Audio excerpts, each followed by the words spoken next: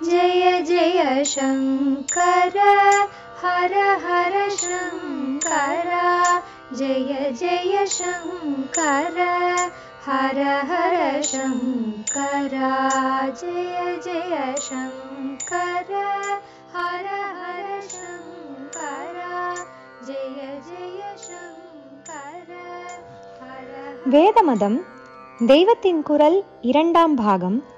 ஜாதி முறை. அதிக சௌகரியம் கூடாது. இப்போது ஆசைப்படுகிறபடி எல்லோருக்கும் ரொம்ப வசதி சௌகரியம் பண்ணி தருவது என்பது முடிவே இல்லாமல் துராசைகளை பெருக்கிவிடுகிற ஏற்பாடுதான். எல்லோருக்கும் கார், பங்களா, ரேடியோ, டெலிபோன் இருக்கிற அமெரிக்காவில் ஜனங்கள் திருப்தி அடைந்து விட்டார்களோ? இல்லை. அங்கேதான் நம்மை விட ஜாஸ்தி அதிருப்தி. அதனால் ஜாஸ்தி கொலை அல்லது தற்கொலை, மயக்க மருந்து சாப்பிட்டு விட்டு தன்னை மறந்து கிடப்பது என்று இருக்கிறது. எல்லோருக்கும் கார் என்றாலும் இன்றைக்கு இருக்கிற கார் நாளைக்கு இல்லை. புது புது மாடல்கள் இன்னும் ஜாஸ்தி சௌகரியங்களோடு வந்தபடி இருக்கின்றன. எனவே இப்போது சேர்த்துள்ள டாலர் போதவில்லை. அந்த புது மாடலுக்காக இன்னும் சம்பாதிக்க வேண்டும். அப்புறம் அதைவிட விலை ஜாஸ்தியாக இன்னும் ஜாஸ்தி சௌகரியங்களோடு இன்னொரு மாடல் வரும். அப்புறம் வீட்டுக்கு வீடே பறப்பதற்கு பிளேன் கூட வந்தாலும் வரும். இப்படியேதான் முதலில் வெறும் குடிசை, அப்புறம் ஓடு போட்டது, அப்புறம் சிமெண்ட் சுவர், ஒட்டுக்கட்டிடம், அதற்கப்புறம் சிமெண்டிலேயே நைஸ் ரகங்கள், சாணி போட்டு மெழுகின தரை, காரையாகி சிமெண்ட் ஆகி, அப்புறம் மொசைக், அதைவிட இன்னும் வழுவழுப்பான ரகம் என்று மாறிக்கொண்டே இருக்கிறது. இதற்கு முடிவே கிடையாது. துணியை எடுத்துக்கொண்டாலும் நாளுக்கு நாள் புது புது தினசுகள், எல்லாவற்றையும் வாங்கியாக வேண்டும்.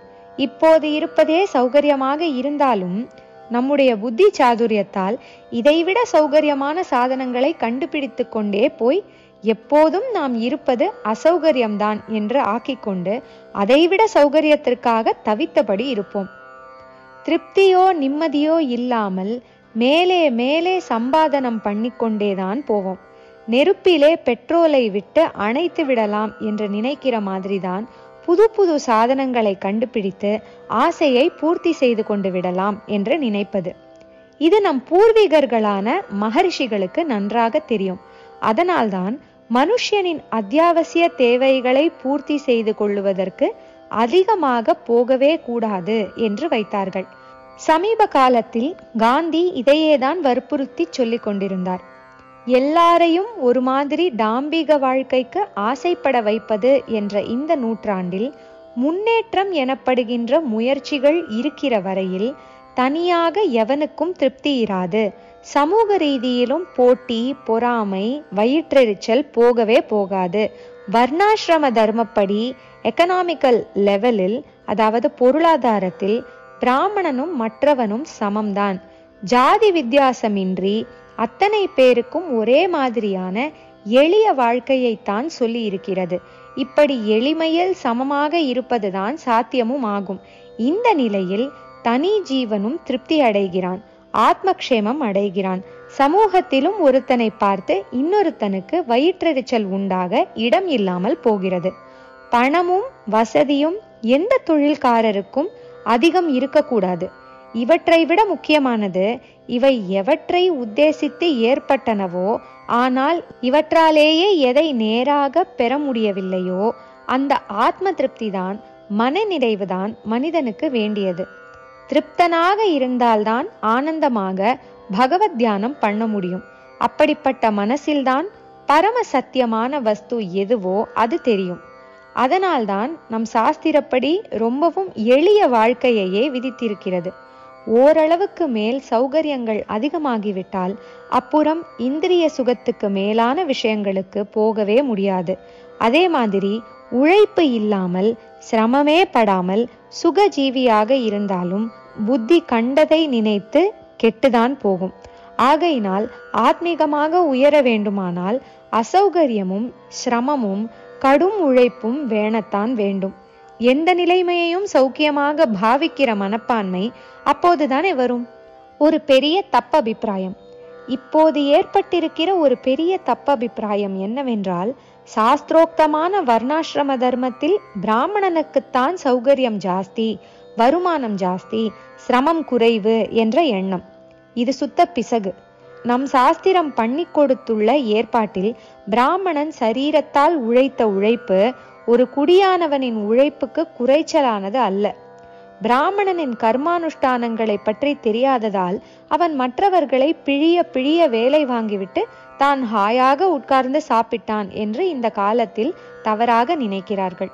பிராமணனானவன் காலம்பர காலை 4 மணிக்கே முழித்து கொண்டு மழை நாளானாலும் பனி நாளானாலும் பச்சை தண்ணீரில் ஸ்நானம் செய்ய வேண்டும். அதிலிருந்து அவனுக்கு ஓயாத கர்மானுஷ்டானம்தான். சந்தி, பிரம்மயஜ்ஞம், ஔபாசனம், தேவ பூஜை, வைஸ்வதேவம், இது தவிர 21 யஜ்ஞங்களில் ஏதாவது ஒன்று என்று இப்படி சக்கையாக உழைத்தாக வேண்டும். ஹோமஜ்வாலையிலும் புகையிலும் 4 நாள் உட்கார்ந்து பார்த்தால் தெரியும் எத்தனை சிரமம் என்பது. இவனுக்கு எத்தனை விரதானுஷ்டானங்கள், உபவாசம் என்று எத்தனை நாள் வயிற்றை காய காய போட்டாக வேண்டும், எத்தனை ஸ்நானம். இந்த சிரமங்கள் மற்ற ஜாதியினருக்கு இல்லை. ஒரு குடியானவன் விடிந்தெழுந்ததும் வயிறு நிறைய ஜில் என்று பழைய சாதம் சாப்பிடுகிற மாதிரி செய்ய பிராமணனுக்கு ரைட் கிடையாது. தன் ரைட்டுக்காகவும் சௌகரியத்துக்காகவும் பிராமணன் தர்மசாஸ்திரங்களை எழுதி வைத்துக் கொள்ளவே இல்லை. அப்படி இருந்தால் இத்தனை கடுமையான விதிகள், ரிகரஸ் டிசிப்ளின்களை தனக்கே போட்டுக்கொண்டிருப்பானா? அவன் போஜனம் பண்ணுகிற போது பகல் 1 மணி 2 மணி ஆகிவிடும்.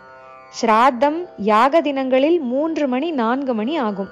குடியானவன் 2ஆந்தரங்கூட சாப்பிட்டு விட்டு வயலோரத்தில் ஏதாவது ஒரு மரத்தடியில் கொஞ்சம் ஓய்வு எடுத்துக் கொள்கிற சமயத்தில்தான் பிராமணனுக்கு முதல் சாப்பாடே. அதுவும் எப்படிப்பட்ட சாப்பாடு? அந்த குடியானவன் சாப்பிடுகிற மாதிரி மிகவும் எளிமையானதுதான். குடியானவன் தேக புஷ்டி தருகிற பழையது சாப்பிடலாம். இவன் புது அன்னம் தான் சாப்பிட வேண்டும் என்பது தவிர அதிக வித்தியாசம் இருக்கக்கூடாது. குடியானவன் குடிசைக்கும் பிராமணன் குடிசைக்கும் வித்தியாசம் கிடையாது. 2 பேருக்கும் ஒரே மாதிரி நூல் துணிதான். குடியானவனாவது நாளைக்கு என்று 4 காசு மீத்து வைத்து கொள்ளலாம். பிராமணன் அப்படி வைத்துக் கொள்ளக்கூடாது.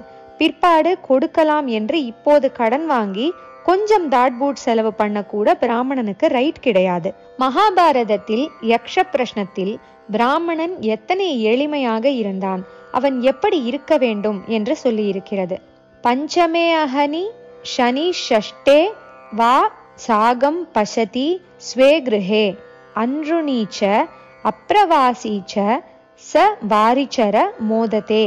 ஒரு நாளில் பகல் பொழுதை 8 பாகங்களாக்கினால் அதில் 5வது அல்லது 6வது பங்கில்தான் பிராமணன் கர்மானுஷ்டானம் எல்லாம் முடித்து சாப்பிடுவான்.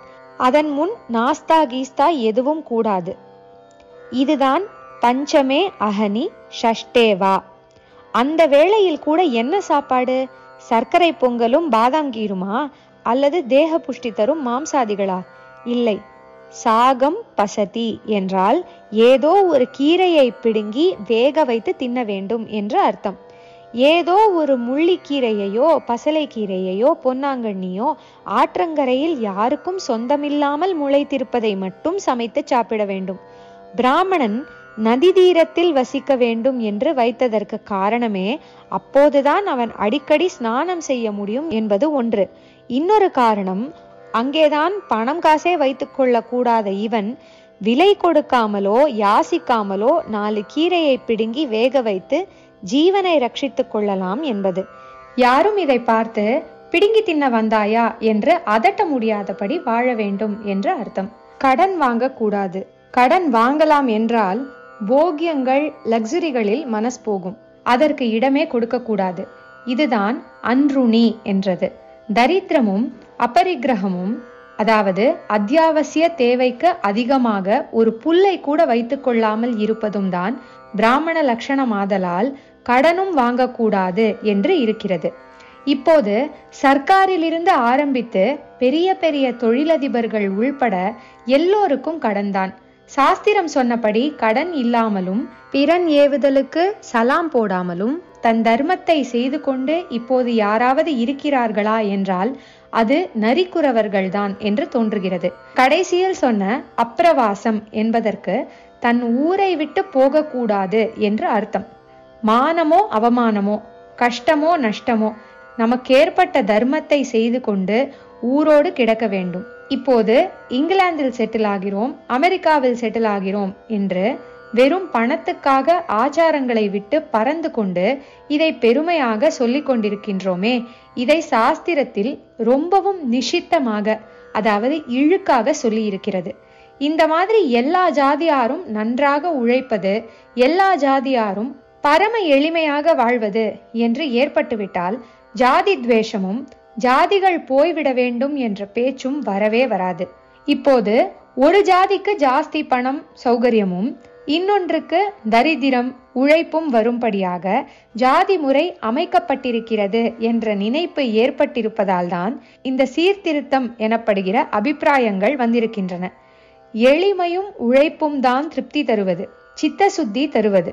1000-10000 வருஷங்களாக நம் தேசத்தில் இப்படித்தான் நடந்து வந்திருக்கிறது. வர்ணாசிரமத்தை சொன்ன சாஸ்திரங்கள் இவற்றையும் வலியுறுத்தி இருப்பதை புரிந்து கொள்ள வேண்டும். குணம் அல்லது மனோபாவம் என்பதை வைத்து இக்காலத்திலும் தொழிலை தேர்ந்தெடுக்கவில்லை என்று சொன்னேன். இப்போது பணம், வசதி இவற்றை மட்டும் பார்த்து வேலை தேடுவதில்தான் அத்தனை கஷ்டமும் ஏற்பட்டிருக்கிறது. எல்லோரும் எல்லா வேலைக்கும் வந்து விழுந்து போட்டியும் பொறாமையும் வேலையில்லா திண்டாட்டமுமாக ஆகியிருப்பதற்கு இதுதான் காரணம். ஆதியில் பிறப்பினால் தொழிலை நிர்மித்து கொடுத்த போது அதிலேயே தன்னால் ஒவ்வொருவருக்கும் ஒரு ஆப்டிடியூட், அதை சுலபத்தில் கற்றுக்கொண்டு செய்கிற திறமை எல்லாம் ஏற்பட்ட மாதிரி இப்போது இல்லை. பிதுரார்ஜித சொத்து போல அப்போது பெருமிதத்தோடு பிடிமானத்தோடு ஒவ்வொருவனும் தன் தொழிலை எடுத்து கொண்டதனால் அதில் நல்ல செய் நேர்த்தி இருந்தது. இப்போது இன்எஃபிஷியன்சியை தான், அதாவது திறமையின்மையைத்தான் எல்லா துறைகளிலும் பார்க்கிறோம். ஜெய ஜெயசங்கர, ஹரஹர சங்கர, மகாபெரியவா சரணம். ஜெய ஜெய சங்கர, ஹர ஹர சங்கர, ஜெய ஜெய சங்கர, ஹர ஹர சங்கர, ஜெய ஜெய சங்கர,